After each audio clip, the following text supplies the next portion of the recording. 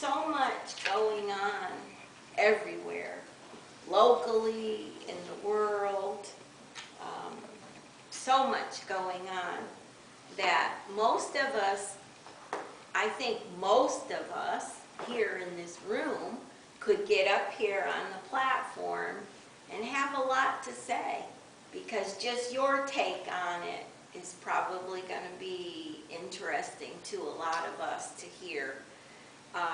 When you're scheduled to speak, you try to think of something really meaningful that is going to affect people in a positive and uplifting way.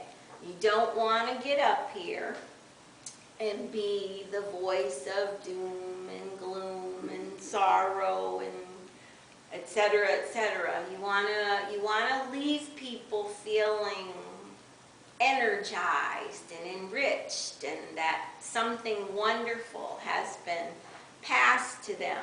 So most of the time, me, myself personally, I think, well, maybe I could talk about this, or maybe I could talk about that.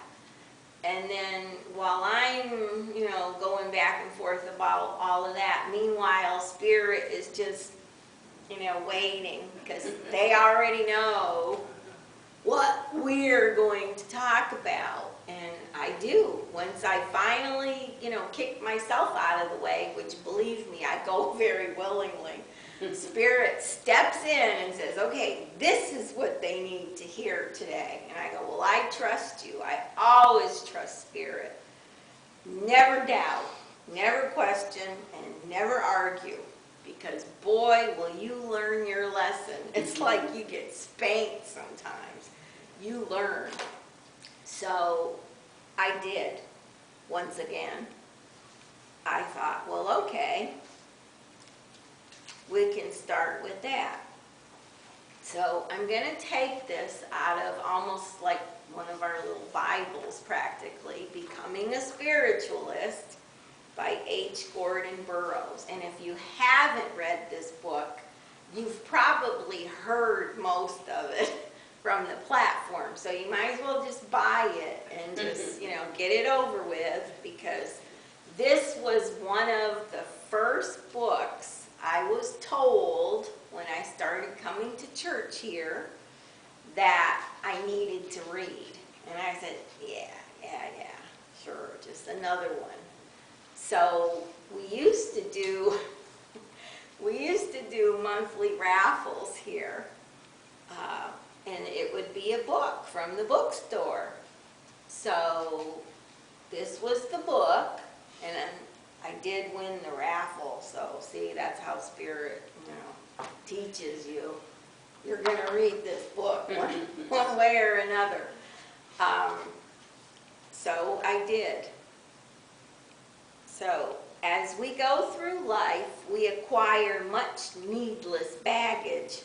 Our lives are often cluttered, as are some addicts, with all sorts of things, new and old, that will never be used and will be impossible to find if needed. If you were going on a journey to a foreign country, we would be very careful to select our luggage in order to carry only what would be of use. And having made this selection, we would probably go over the articles again to see what we could further eliminate. So many of us in life accumulate much that we could leave behind. One of the pieces of baggage we often carry with us is worry. We go through life so loaded down with it that we can carry little else. We go to bed at night with it on our minds.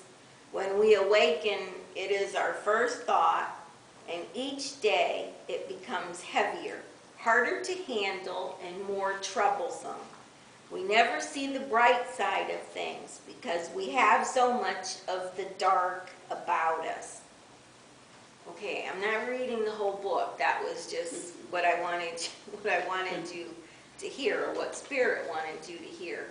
Because this excess baggage that we all carry around. So another sort of analogy analogy that I thought would be appropriate for this, what I'm trying to get across here, what Spirit's trying to get across.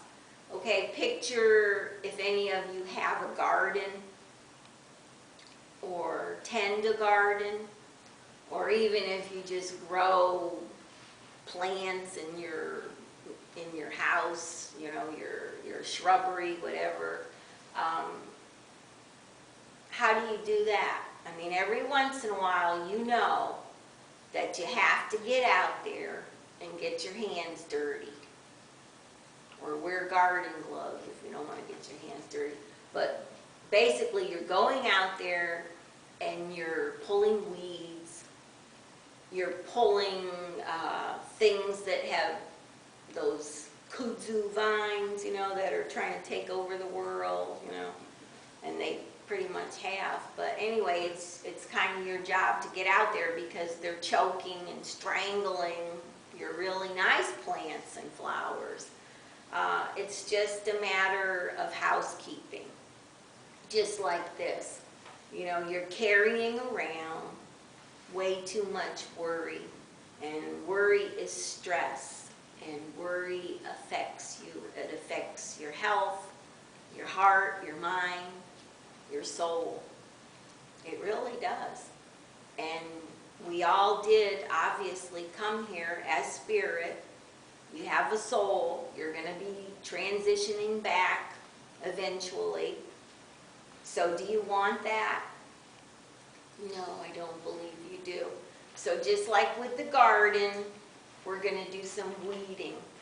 We're going to do some elimination of things that are choking us or strangling us or holding us back in place, almost like the vines have wrapped around you, like in a horror movie or something, and they're keeping you prisoner. You can't make any progress. You can't go forward. So this excess baggage that he's referring to here, that you're carrying, just like all the garbage up in the attic, if anybody has an attic. Obviously, most of us don't have basements here. That's not a Florida thing. But somewhere, and in your mind, all these things you're carrying around, well, sometimes it's time to do some weeding, some decluttering, purging. And that's a good thing, too. All the things that are holding you back, holding you in one place, stopping you from moving forward on your path of development spiritually. And who isn't interested in that? Because we are in a spiritualist church. So I know that you all have been brought here with many thoughts that you work with daily in your life. Almost like we always say, we try to live by our declaration of principles. Well, it's not always easy, and none of us is perfect. But we are here because we've been guided here, or drawn here, called to this place, to live this spiritualist life. So I'm not saying we're better than other people, don't get me wrong. It's just that sometimes by being spiritualists, we have put a lot of thought into our reason for being here, why we're here, why we are living the life we live, why we are called to do what we do. And many of us here have been called to do things, whether it be our healers, our mediums, message ministers, etc. You're here for a reason. So most of you have done some decluttering just to get into these pews. You've thrown out some of these dusty old things from your attics. And fortunately, that has led you to this place with a clearer mind, hopefully. Because you're here and you're open. You're open to learning. You're open to your soul's advancement. So you have been brought here to this place as a spiritualist to try to live a spiritualist life in service to others, because there's so much here that you can learn and so much that you can do for your fellow brothers and sisters that walk this earth plane beside you. So clear out your excess baggage, purge your unnecessary worries and stress that weight you down, that you go through life with the black cloud around your head. No, that's not the spiritualist way. You know better. So you come in here open-minded, ready to learn, ready to develop, ready to advance your soul's progression, because that's what all of this is.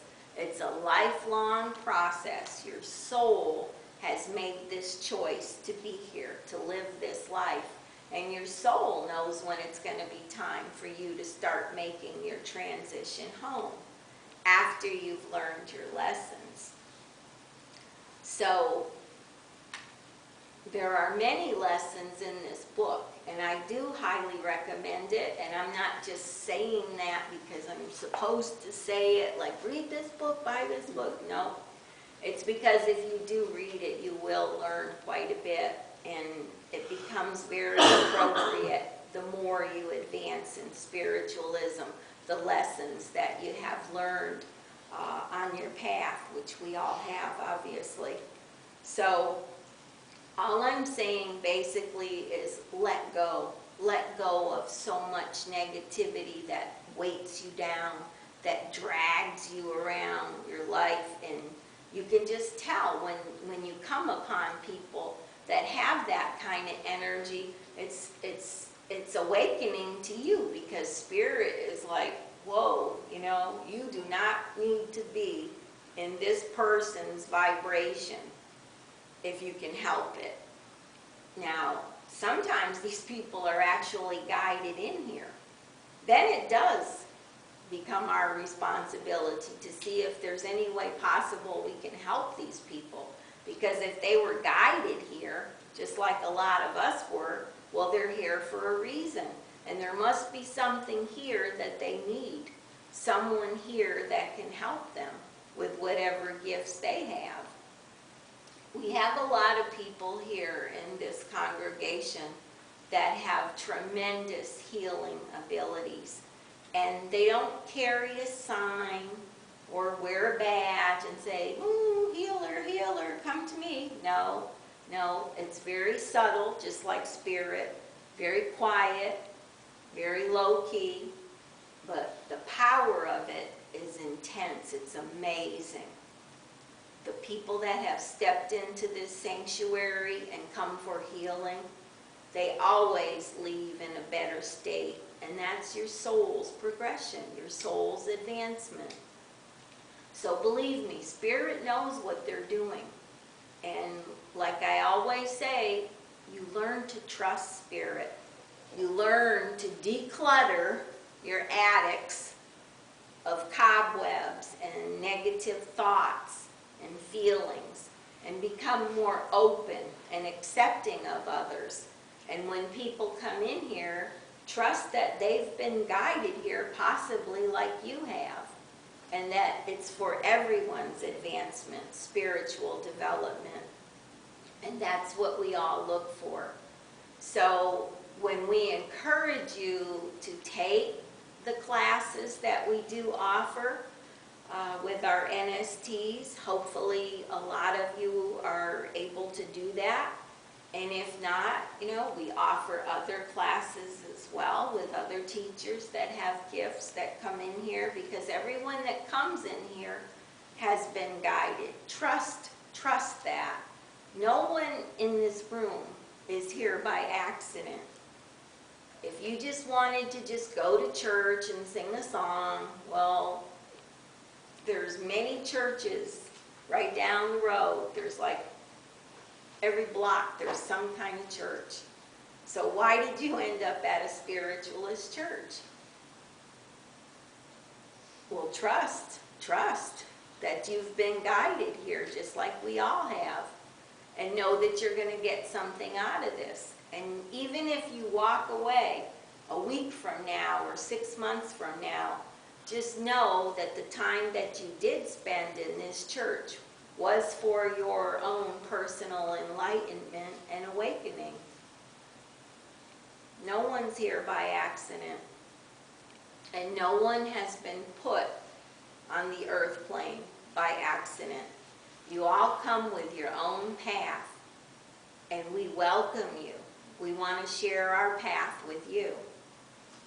And hopefully that brings something to each and every one of us that are here by being with other spiritualists. So know that your soul is on the right path. People always say, am I on the right path? Well, the path you're on is right for you at that particular stage of your life and your growth and advancement. So yeah, you're on the right path. What you choose to do with it, that's your choice too. Because one path is not the same for all. There are detours, deviations. Somebody gets off at this exit. Somebody goes up and does a U-turn. No one's going to question why you make the choices you do in your spiritual development. All I can advise you to do is every once in a while do some decluttering in your attic. Look at yourself. Look at where your soul is traveling. Look what you can offer to each other. Some of us are further down the path, and others have just come upon the path. But you were here and brought in here for a reason. And never doubt that. And always, always trust in Spirit. Always. So thank you for listening to that message.